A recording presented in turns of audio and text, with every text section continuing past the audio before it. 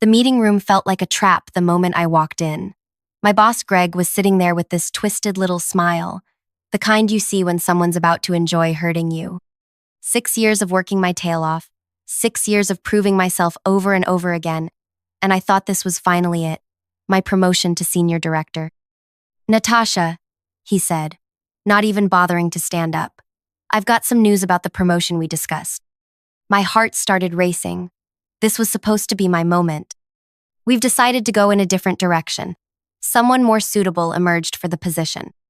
The words hit me like I'd been punched. 6 years. 6 years of staying late, of covering for him when he messed up client presentations, of making him look good in front of upper management. 6 years of watching less qualified people get promoted while I kept getting told to be patient. Someone more suitable? I managed to say. Trevor from the Atlanta office.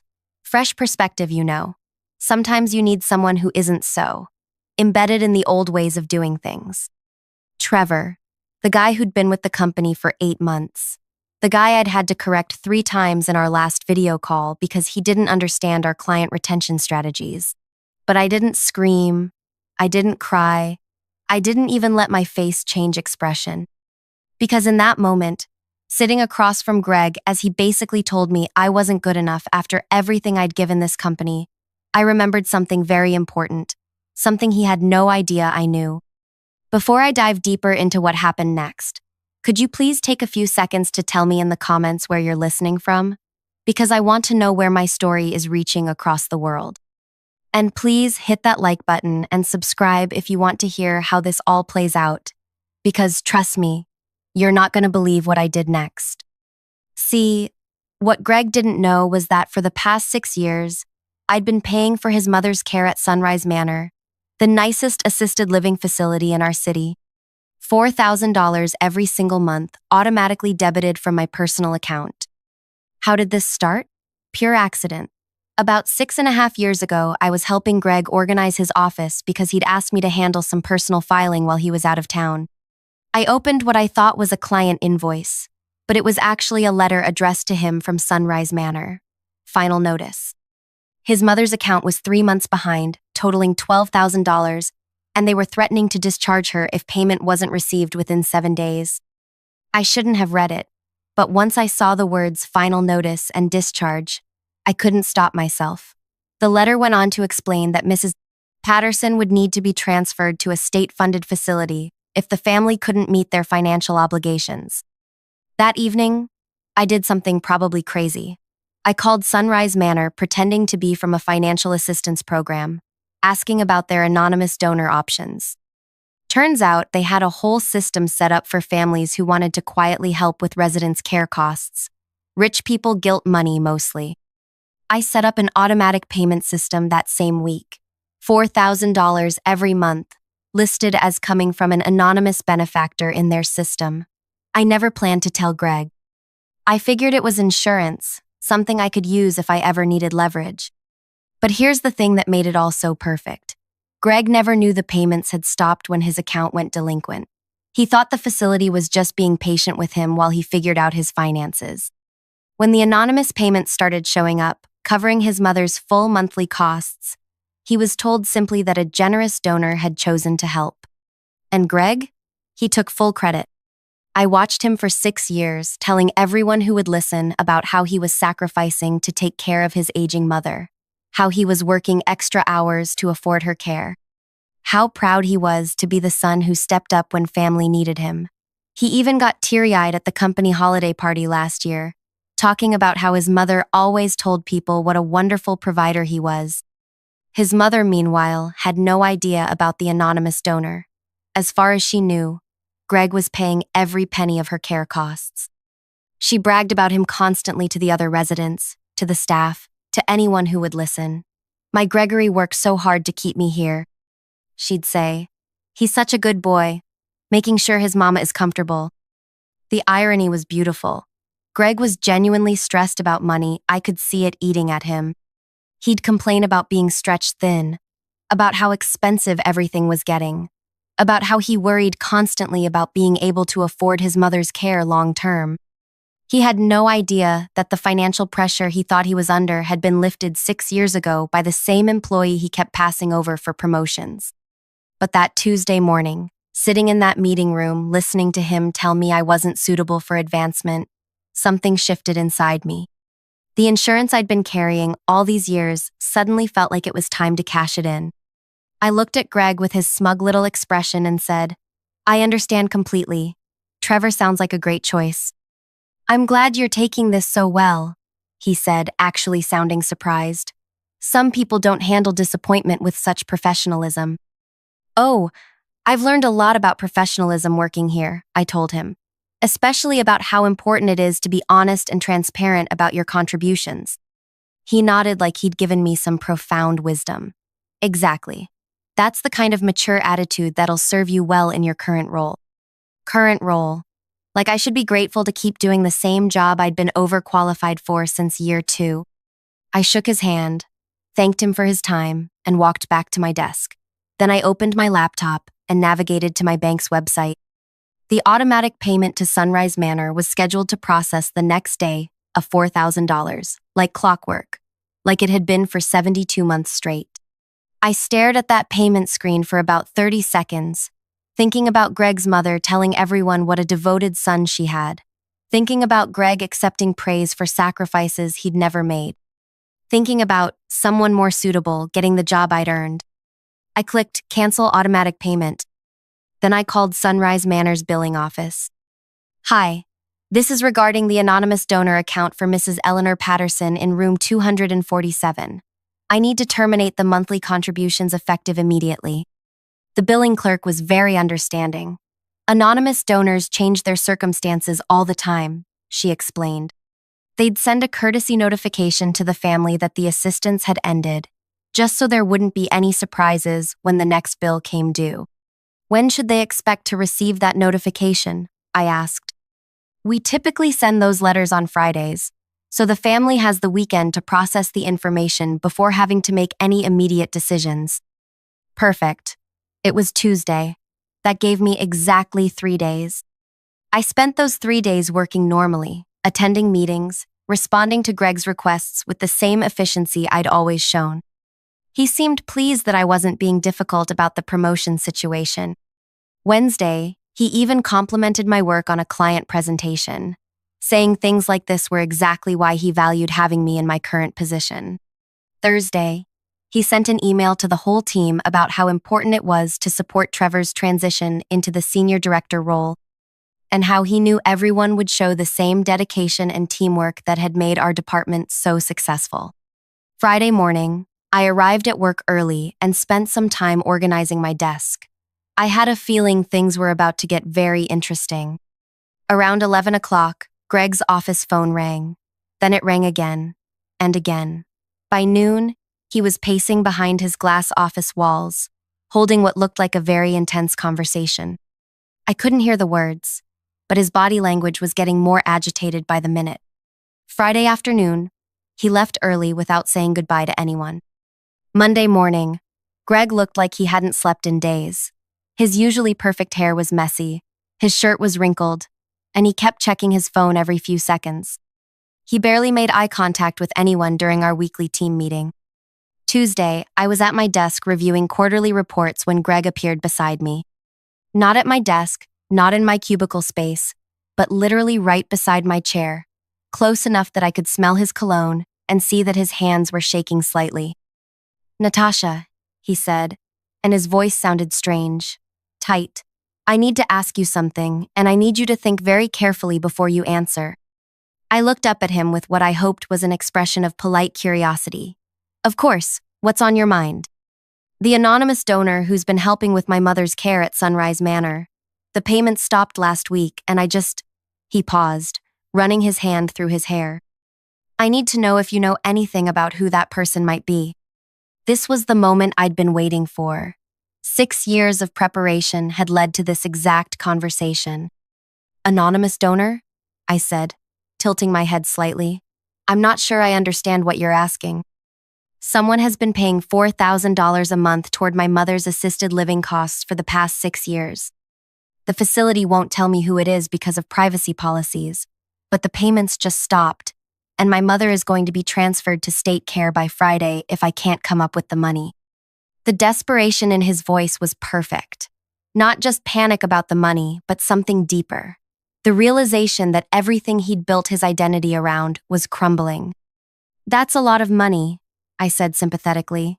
"I had no idea you were getting help with those costs. You always made it sound like you were handling everything yourself." His face went pale. "You can't tell anyone about this. Please, if people at work found out that I haven't actually been paying for my mother's care myself." "But why would that matter?" I asked innocently. "I mean, if someone was generous enough to help your family, that's wonderful. There's no shame in accepting help when you need it." "You don't understand," he said, and now his voice was getting desperate. "I've been telling everyone, including my mother, that I was covering all her expenses. If she finds out that someone else has been paying this whole time, and that I had no idea who it was." I watched understanding dawn in his eyes, not just that he was about to lose his mother's care, but that his entire reputation was built on a lie. 6 years of colleagues respecting him for being such a devoted son. 6 years of his mother being proud of his sacrifice. 6 years of taking credit for generosity that wasn't his. "Greg," I said gently, "is there something specific you think I might know about this situation?" He stared at me for a long moment. I could practically see his brain working, trying to figure out if there was any way this could be a coincidence. The timing was too perfect. "The anonymous donor stops giving the exact week he denies my promotion." "Natasha," he said slowly, "please tell me you didn't." I stood up from my desk and looked him directly in the eyes. "I thought," I said, keeping my voice perfectly calm and professional, "that someone more suitable would handle the situation." The color drained completely from his face. "You've been paying for my mother's care for 6 years?" "Anonymous donor," I corrected. I would never want to take credit for something like that, just like I would never want to take credit for work I didn't do, or achievements that weren't mine. He grabbed the edge of my desk like he needed support to stay standing. "Why?" he whispered. "Why did I help your mother, or why did I stop?" "Both. Either. I don't understand." I sat back down and continued reviewing my quarterly reports, not looking at him as I spoke. "I helped because I found that final notice letter 6 years ago when you asked me to organize your office files. Your mother was going to be transferred to state care, and I had the means to prevent that from happening. I stopped because I realized that someone more suitable should probably be handling family financial responsibilities." The silence stretched between us. I could hear him breathing, quick and shallow. "How much?" he asked finally. "4,000 a month for 70. 2 months. You can do the math. $288,000, plus interest on the credit cards I'd used for the first year before I got my finances organized enough to pay directly from savings." "Jesus Christ," he breathed. "Your mother's being transferred Friday unless payment arrangements are made," I said, still looking at my computer screen. "The facility director suggested you might want to visit some state care options this week, just to prepare her for the transition." "State care," he repeated, like the words were foreign. "I'm sure she'll understand once you explain that the anonymous donor situation changed. Though I imagine it might be confusing for her, since she's been telling everyone how proud she is that her son can afford such a nice facility." Greg made a sound like he was choking. "The staff mentioned she talks about you constantly, how hard you work to keep her comfortable, how she brags to the other residents about having such a successful son who takes care of his family. I'm sure that won't change, even after she finds out about the actual financial situation." "You don't understand," he said, and now there were tears in his voice. "She'll never forgive me, not for lying to her for 6 years, but for not being the son she thought I was." And that's when I finally looked up at him. "Greg," I said, "I've spent 6 years watching you take credit for my work, my ideas, my contributions to this company.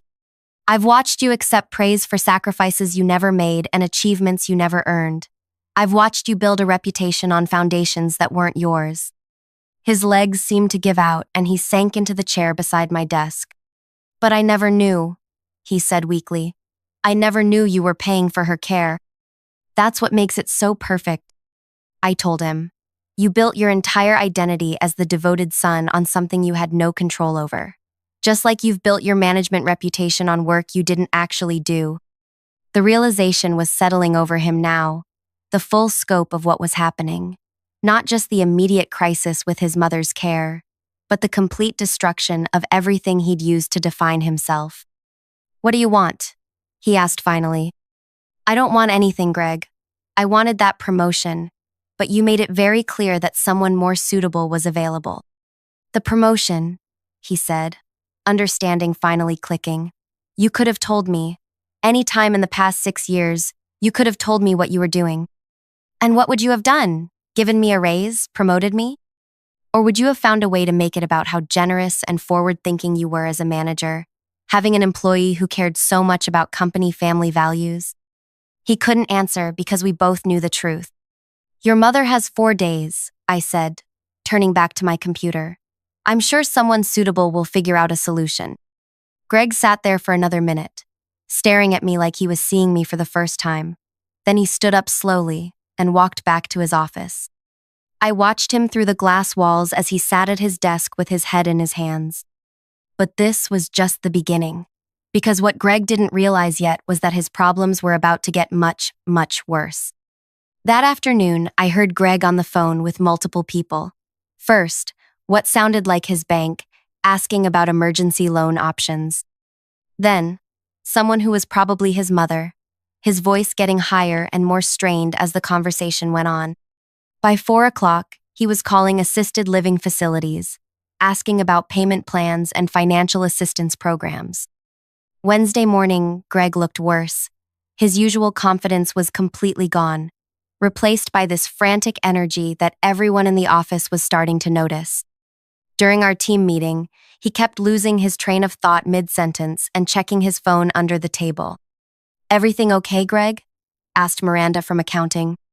"Fine, fine," he said quickly. "Just some family logistics to sort out."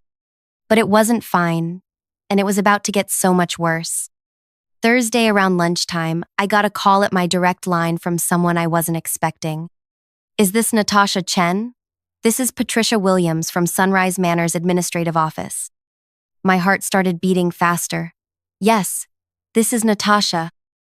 I'm calling because we have a rather unusual situation with the Patterson account, and your name came up in our records as an emergency contact." Emergency contact. I'd forgotten about that detail from 6 years ago when I'd set up the payment system. They'd asked for someone to contact if there were ever issues with the anonymous donor account, and I'd given them my information. "What kind of situation?" I asked. "Well, Mr. Patterson came in yesterday quite upset about the anonymous donor payments ending. He was asking a lot of questions about who had been making the contributions, and he seemed to think it might be someone he worked with." This was interesting. "I see. The thing is, he's been telling his mother and our staff for years that he was personally covering all her care costs. But when we pulled the account history to help him understand the payment situation, it became clear that he hasn't made a single payment toward her care since 2019. 2019, the year I'd started the anonymous donations. "That must be confusing," I said carefully. "Miss Chen, I need to ask you directly. Are you the anonymous donor who's been covering Mrs. Patterson's expenses?" I took a deep breath. I was, "Yes. Can I ask why you stopped the payments?" This was the moment I'd been preparing for, though I hadn't expected it to come from the facility directly. "My circumstances changed," I said. "I'm no longer in a position to continue that level of financial assistance." "I understand completely," Patricia said. "These arrangements change all the time. But I'm calling because Mr. Patterson is making some rather serious accusations about the timing of your decision, and frankly, we're concerned about the family dynamics here." "What kind of accusations?" "He's suggesting that you deliberately timed the payment cancellation to coincide with some workplace conflict. He's quite agitated and has been making phone calls from his mother's room, disturbing other residents. He's also upset our billing staff by demanding information we legally cannot provide about donor privacy." Greg was spiraling, and he was doing it publicly. "Patricia," I said, "I made those payments for 6 years out of personal choice. I stopped them for personal reasons. Mr. Patterson's workplace behavior has nothing to do with his mother's care, and I'm sorry he's implying otherwise. Of course. I just wanted to touch base with you directly because Mrs. Patterson is asking a lot of questions about why her son seems so upset, and we want to make sure we're handling this situation appropriately. After I hung up, I realized Greg's problems were multiplying in ways he probably hadn't anticipated. Not only was he facing financial crisis and family humiliation, but he was creating a paper trail of erratic behavior that could follow him professionally. Friday morning, the day his mother was supposed to be transferred, Greg didn't come to work. But Trevor did. Trevor, the golden boy from Atlanta who'd gotten my promotion, walked into our morning meeting looking confused and uncomfortable. "Has anyone heard from Greg?" he asked. "We were supposed to review the transition timeline today, but he's not answering his phone or email." Miranda checked her calendar.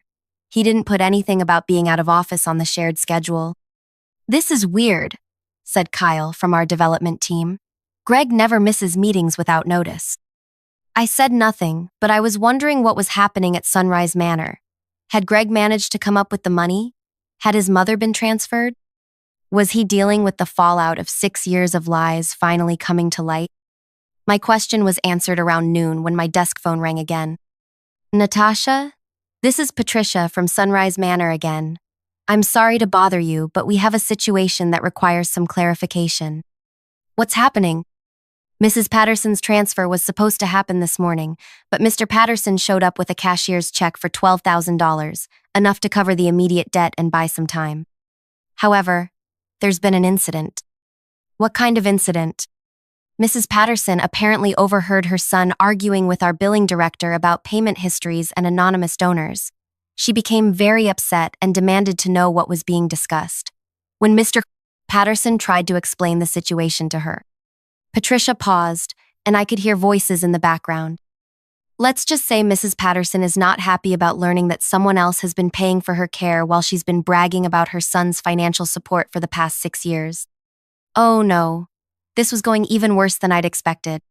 She's currently refusing to speak to her son and has requested that he not be allowed in her room until she decides whether she can forgive him for making her look like a fool to everyone in this place." The devastation was complete. Not only had Greg's financial identity been destroyed, but his relationship with his mother was potentially ruined forever.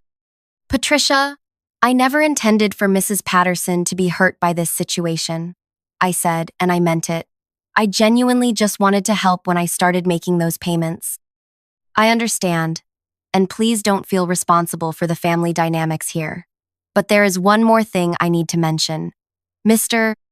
Patterson has been asking our staff for your personal contact information. We haven't provided it, of course, but he seems quite determined to speak with you directly." That afternoon, Greg finally showed up at work. He looked like he'd been through a war. His shirt was stained, his hair was a mess, and his eyes were red-rimmed like he'd been crying or hadn't slept in days. He walked straight to my desk, without even stopping at his office. "We need to talk," he said, his voice barely controlled. "I'm working," I replied without looking up from my computer. "My mother won't speak to me. She thinks I'm a liar and a fraud. The entire staff at her facility knows I haven't been paying her bills. I had to borrow money against my house to keep her from being transferred. And even then, she might never forgive me." I finally looked at him. "I'm sorry your mother is upset." "Sorry?" His voice was getting louder, and people were starting to look over. "You destroyed my family, and you're sorry?" "Greg," I said calmly, "I helped your family for 6 years. You destroyed your own reputation by taking credit for something you didn't do. You could have told me. You could have said something. And then what? You would have felt obligated to pay me back? You would have given me that promotion out of guilt? You would have treated me differently because you owed me money?" He stared at me, and I could see him realizing that I was right. If he'd known about the payments, it would have changed everything between us, but not necessarily in ways that would have been good for my career. "Besides," I continued, "I thought someone more suitable would handle the situation." "Stop saying that," he snapped. "Why? It's what you told me about my promotion. Someone more suitable emerged. Trevor was a better choice. I was too embedded in the old ways of doing things, remember?" That's when Trevor himself appeared beside us, looking extremely uncomfortable. Hey, Greg, I've been trying to reach you all morning. We really need to go over these client files before my presentation on Monday. Greg turned to look at Trevor, and I watched something shift in his expression. Not anger, exactly, but a kind of desperate calculation. Actually, Trevor, Greg said, I think we need to discuss something about your promotion. Trevor looked confused. What about it? Well, it's come to my attention that there might have been some oversight in the selection process, some qualifications that weren't properly considered. I felt my stomach drop. Greg was going to try to fix this by giving me the promotion now, thinking it would somehow undo the damage. But it was too late for that, and frankly, I didn't want the job anymore. Not like this. Greg, I said quietly, don't. Don't what? He demanded. Don't try to make this right? Don't acknowledge that you've been the backbone of this team for 6 years while I was taking credit for everything you did? Trevor was looking back and forth between us like he'd walked into the middle of a movie he didn't understand. What's going on here? Trevor asked. What's going on? Greg said, his voice getting bitter, is that I've been a complete fraud, and the person who should have gotten your job has been carrying my entire life for the past 6 years. Greg, stop, I said, standing up.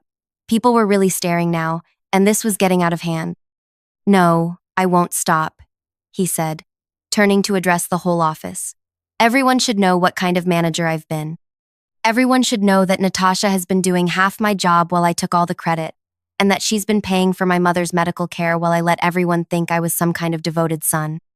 The office went completely silent. She spent almost $300,000 of her own money keeping my mother in assisted living. And when I denied her a promotion last week, she stopped the payments. And you know what? She was absolutely right to do it. I wanted to disappear. This was not how I'd wanted this to go. My revenge was supposed to be private, personal, a lesson for Greg about consequences. I didn't want to be the office hero or the subject of workplace gossip. Greg, I said firmly, you need to go home. I can't go home, he said, and now he was definitely crying. My mother won't see me. My wife is furious about the money I borrowed against the house. I've spent 6 years lying to everyone about who I really am, and now everyone knows. Trevor cleared his throat awkwardly. Maybe we should reschedule our meeting? There is no meeting, Greg said. There is no promotion. Natasha should have been senior director years ago, and the only reason she wasn't is because I was too insecure and too much of a coward to admit that she was better at this job than I'll ever be. That's when our department head, Lisa, appeared at the edge of our workspace. Greg, I need to see you in my office immediately, she said, her voice tight with the kind of control that meant someone was in serious trouble. Lisa, Greg said, wiping his eyes, before you say anything, you should know that I've been fundamentally dishonest about my capabilities and contributions to this department. Greg, my office, now. As they walked away, I realized that my quiet personal revenge had just become a very public workplace crisis. Trevor was still standing there looking shell-shocked, and everyone in the office was pretending to work while obviously listening to every word. Natasha, Trevor said quietly, is what he said true? About the promotion and the money and everything? I sat back down at my desk and opened my laptop. Trevor, I said, you got the job fair and square. Management made their decision based on what they thought was best for the company. But if you were more qualified, qualifications don't always determine outcomes, I told him. Sometimes other factors come into play.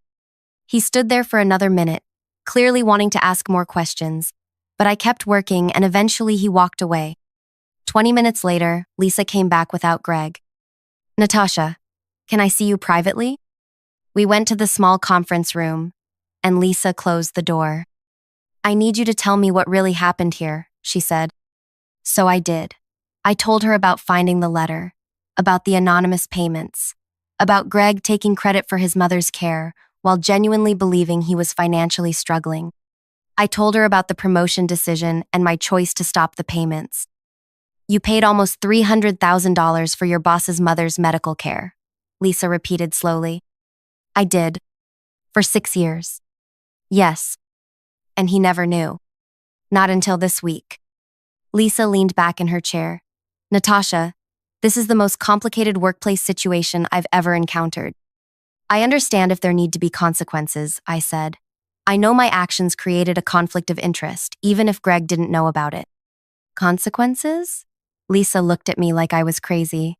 Natasha, you basically subsidized an employee's family obligations out of your own pocket for 6 years. That's not a conflict of interest, I don't even know what that is. It became a conflict when I used it as leverage, I admitted. Did you, though? Or did you just stop doing something incredibly generous when you realized that generosity wasn't being appreciated? I didn't answer that. Greg has been placed on administrative leave pending a review of his management practices, Lisa said. Apparently, this situation has prompted some other team members to come forward with concerns about taking credit for their work and contributions. That surprised me. I hadn't known other people had noticed. We're going to need to restructure this department, Lisa continued. And frankly, we're going to need someone to lead that restructuring process. Someone who understands the team dynamics and has the respect of the other employees. I looked at her carefully. What are you asking me? I'm asking if you'd be interested in Greg's position, not the senior director role that went to Trevor, the department head position, Greg's job. I sat there for a moment, processing what she was saying. 6 months ago, I would have jumped at this opportunity. But now, after everything that had happened, I wasn't sure I wanted to stay with this company at all. Can I think about it? I asked. Of course, take the weekend. But Natasha, I want you to know that what you did for Greg's family, regardless of how it ended, shows a level of character that's rare in the corporate world. We'd be lucky to have you in leadership. That evening, I drove to Sunrise Manor. I'd been thinking about Mrs. Patterson all day, worried about how she was handling everything. When I got to the front desk, I asked if it would be possible to visit her briefly. Are you family? The receptionist asked. No, but I'm the person who was helping with her financial arrangements. I wanted to make sure she was okay. The receptionist made a quick phone call, then nodded.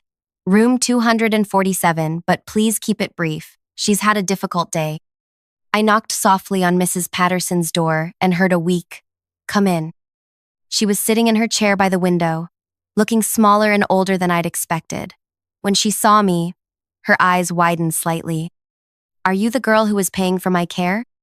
Yes, ma'am. I'm Natasha. Sit down, dear, she said, gesturing to the chair across from her. I need to understand something. I sat and waited. Why? She asked simply.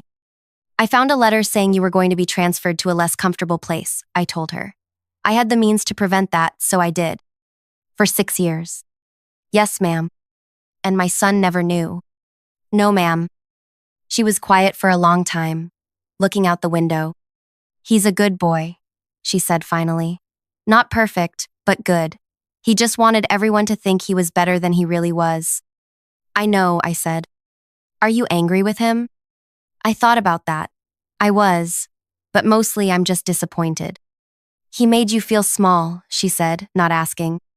Yes. I'm sorry about that, dear. And I'm sorry he took credit for your kindness. That wasn't right. Mrs. Patterson, I hope you can forgive him eventually. I think he really does love you. He just got caught up in trying to be someone he wasn't. She reached over and patted my hand. You're a good girl, Natasha. Too good for the likes of this old situation. When I left Sunrise Manor that evening, I felt lighter somehow. Not because everything was resolved, but because I'd reminded myself why I'd started helping in the first place. Not as insurance or leverage, but because someone needed help and I could provide it. Monday morning, I walked into Lisa's office and accepted the department head position. Trevor kept the senior director role, and honestly, he's turned out to be pretty good at it. Having to step into a chaotic situation made him grow up fast, and he's been nothing but respectful and collaborative since everything went down. Greg never came back to work. I heard through office gossip that he took a job with a smaller company in a different city, and that he and his mother eventually worked things out. I hope that's true. As for me, I learned something important about revenge.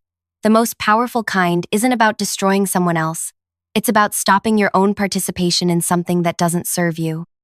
For 6 years, I'd been enabling Greg's false image of himself while diminishing my own worth. When I stopped doing that, the natural consequences took care of everything else.